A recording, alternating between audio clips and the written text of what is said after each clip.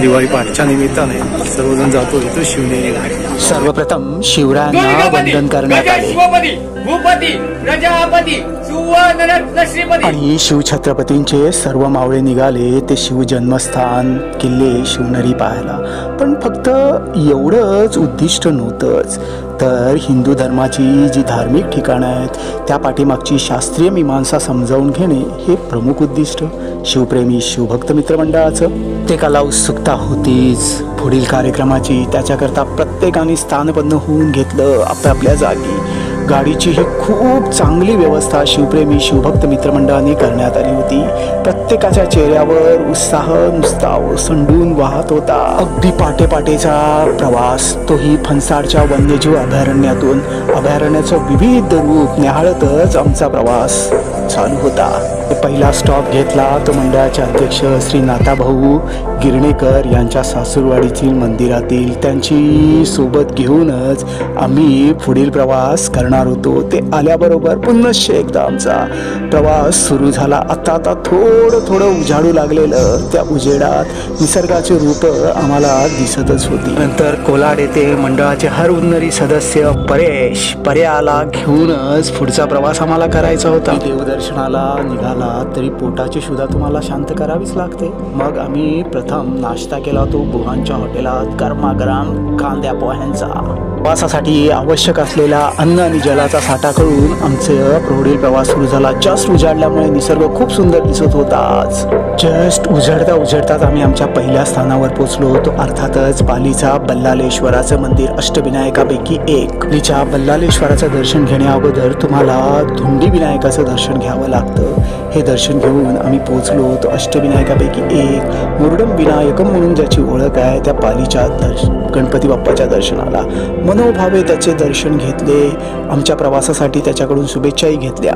बल्लालेश्वराच्या मंदिर प्रांगणातील असलेल्या पोर्तुगीज घंटेचा इतिहास आणि त्याबाबतची कारणमीमांसा आणि पेशव्यांचं शौर्य याबद्दल सर्वांना माहिती देण्यात आली। प्रवास पुन्हा एकदा सुरू झाला तो पुढचा महडचा गणपती बाप्पा अष्टविनायकापैकी पाहण्याचा।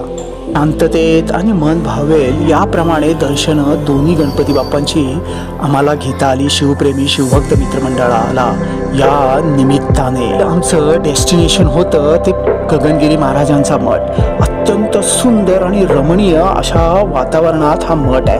अत्यंत शांतता इथे आल्यावर आम्हाला लाभतेच। इथल्या पाण्याचा जो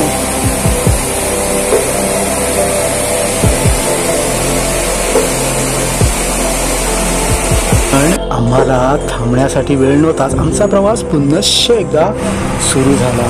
आता मस्त रखरखीने दुपार चालू झालेली, पण आम्ही लगेचच पोचलो तो साईबाबांचं प्रतिशिर्डी म्हणून प्रसिद्ध असलेल्या साई मंदिरातच। मित्रांनो, ही शिवप्रेमींची खास ओळख। एका स्ट्रेट लाईनमध्ये आम्ही दर्शनासाठी साईबाबांच्या सज्ज झालो। शांत, सोज्वळ व श्रद्धासबुरीचं प्रतीक असलेल्या साईबाबांचं आम्ही दर्शन घेतलं। दुपारची वेळ झाल्याने आमच्याही पोटात कावळ्यांनी कोकलायला ओरडायला सुरुवात केली।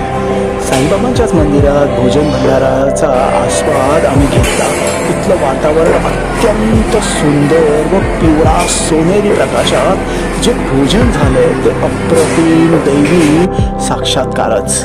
इथला सुंदर आणि नटवलेला परिसर पाहतच आम्ही पुढच्या प्रवासासाठी सज्ज झालोच। पुढील प्रवास सुरू झाला तो शिवपुत्र संभाजी महाराज द्वितीय छत्रपती धर्माभिमानी शिव संभाजी महाराज यांच्या समाधीवर नतमस्तक होण्यासाठी आणि त्यापासून प्रेरणा घेण्यासाठी। काळात ज्या मावळ्यांनी शौर्य गाजवले त्यांच्या वंशजांसह आम्ही इथे दर्शन घेतले।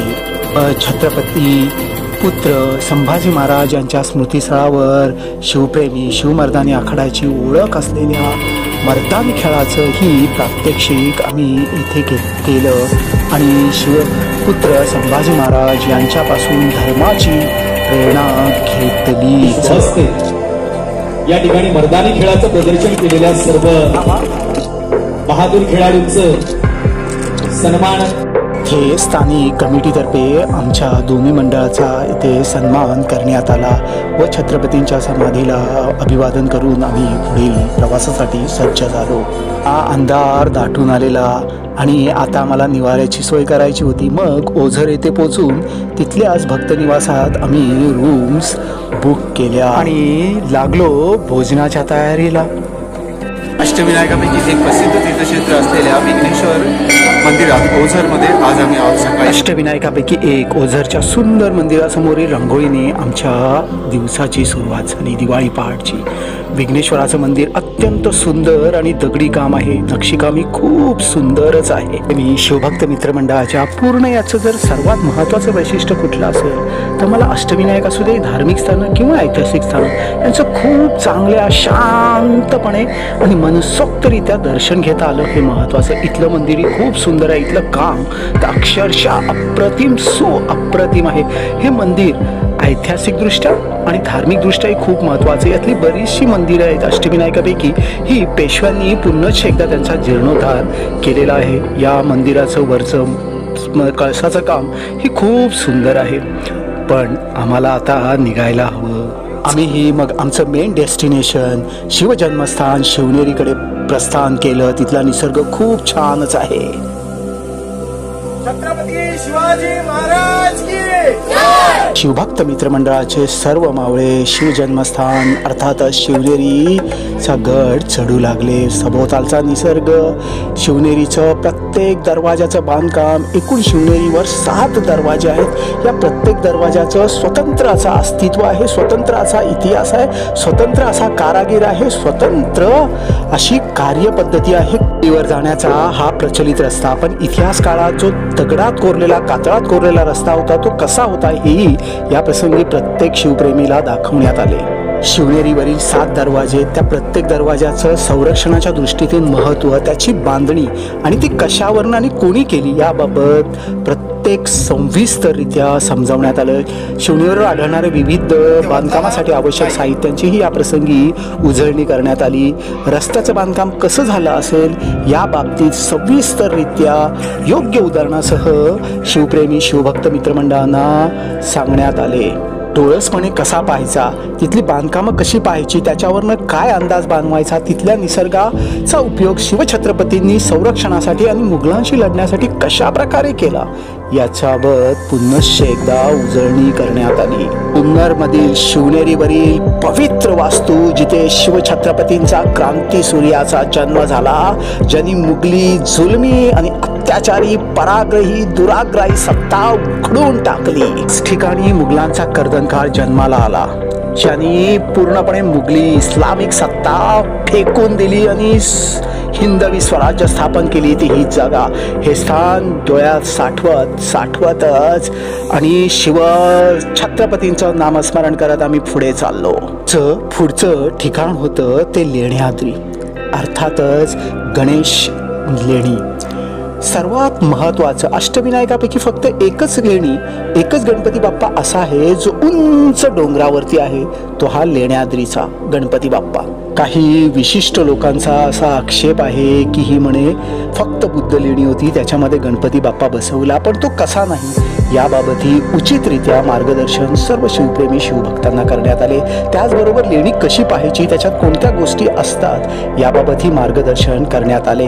आमच्या शिवप्रेमी शिवभक्त मित्रमंडळातर्फे हा शेवटचे ठिकाण हे पाहून आम्ही पुढील प्रवासाला निघालो, ते घरी येण्याला. मग पुढल्या वेळेला आमच्यासोबत याल ना. ऐतिहासिक आणि धार्मिक ठिकाणं शास्त्रशुद्ध रीतीने पाहण्या आणि शिवछत्रपतींचा जय जयकार करण्यासाठी. जय शिव.